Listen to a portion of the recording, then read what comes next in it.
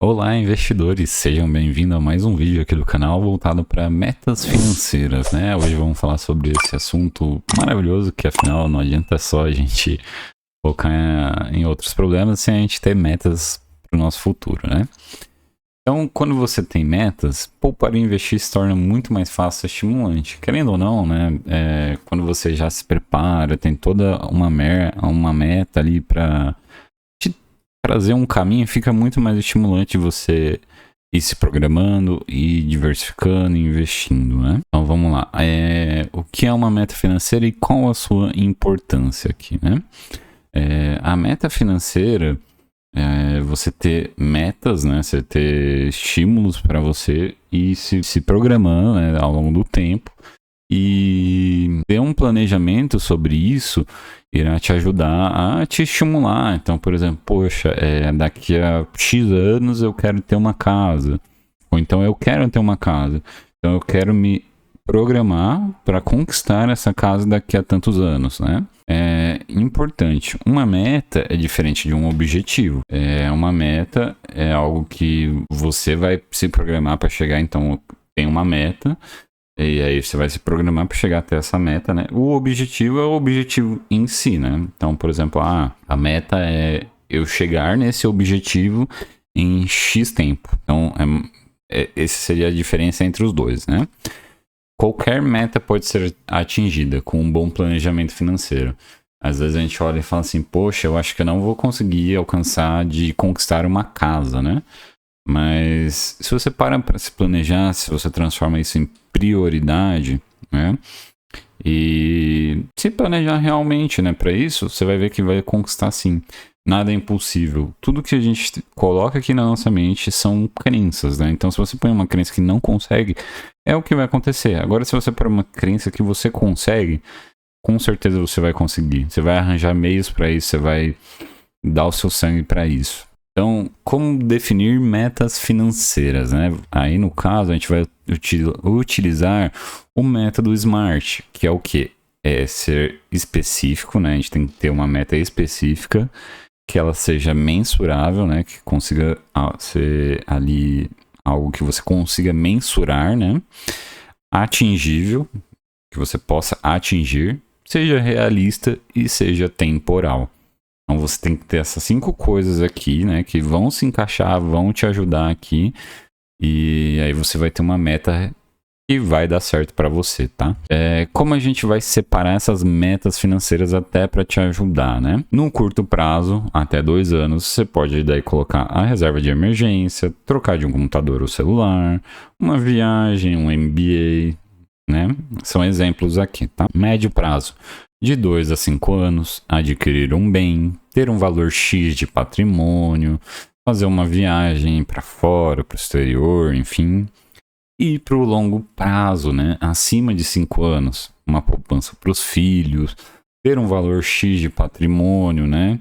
Uma liberdade financeira. O que é a liberdade financeira, né? Para trazer aqui, acho que é um dos primeiros vídeos que eu estou falando da liberdade financeira. A liberdade financeira seria você não precisar mais de um dinheiro do seu trabalho ali para te sustentar. A liberdade financeira é você ter investimentos que te sustentam, que pagam todas as suas necessidades, todas as suas contas essenciais, né? E você não precisa trabalhar. Isso seria a liberdade financeira.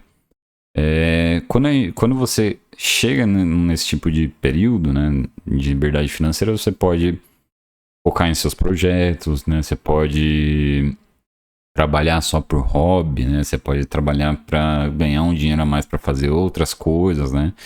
Enfim, essas daqui são exemplos de metas financeiras que você pode fazer. Do valor que você se paga, né? Dividir entre metas de curto, médio e longo prazo, que foi o que a gente comentou atrás. Então, exemplo aqui, eu tiro R$500 para investir. 50% iria ali para reserva de emergência, até você conseguir montar a reserva, né? 30% para uma meta de curto e médio prazo e 20% para o longo prazo, ali para uma liberdade financeira. Lógico, você pode ir separando da maneira que você preferir. Então, como que você pode ir encaixando isso? Você considera a prioridade que você tem ali, que vai ser igual à velocidade que você vai alcançar essas metas, né? Então, por exemplo, hoje a minha maior prioridade é ter a minha casa. Então, você vai fazer ela vai se transformar na meta essencial, prioridade. Então, você vai fazer você vai colocar velocidade nisso para fazer acontecer, né? Lógico, você não pode só pensar, por exemplo, eu quero a prioridade é ter uma casa, mas eu não tenho uma reserva de emergência. Você precisa de uma reserva de emergência para qualquer coisa que possa acontecer com você, enfim, num momento ali inesperado, tá bom? Aqui a gente tem os tipos de renda, né? A renda ativa é uma renda em que você tem um trabalho, né? Que você trabalha por algo e ela te dá uma renda ativa desse trabalho que você está fazendo ativamente.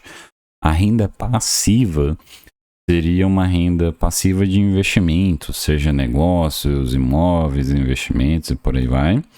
E a renda extra é uma renda fora desses dois, fora da renda ativa, seria um trabalho seu, pode ser um CLT, pode ser empreendendo, fora da renda passiva. Então é uma renda extra, pode ser um marido de aluguel, pode ser vender alguma coisa, abrir um bazar, enfim. Esses seriam os tipos de renda que a gente tem. Porque é importante diversificar suas fontes de renda, os ativos, né? Porque você tendo uma diversificação dos seus ativos, você não fica dependente somente de uma renda ativa. Você precisa ter diversas outras rendas para te sustentar. Se em algum momento, por exemplo, a sua renda ativa parar de funcionar. Eu vou pegar aqui um exemplo. Poxa, fui demitido. Só tinha esse emprego, só tinha essa renda ativa. Como que vai funcionar as coisas? Então, a gente tem que pensar assim, a nossa renda ativa, ela tem que ser maior do que a nossa renda passiva, que é os nossos gastos, tá? Vamos pegar aqui como exemplo de ativos. São negócios que a gente tem, imóveis alugados, investimentos, livros, e-books ou cursos que vão ali te aprimorar, né? Que vão melhorar você como um ativo. E tem o exemplo de passivos. O que seriam passivos, né? Casa ou carro próprios, que vão ter ali os gastos, né? IPTU, IPVA, manutenção, por aí vai. E financiamentos, tá? O que é uma renda extra, que é aquilo que eu até expliquei antes, e qual a sua importância? A renda extra vai ser uma renda diferente do seu trabalho, uma renda a mais, né?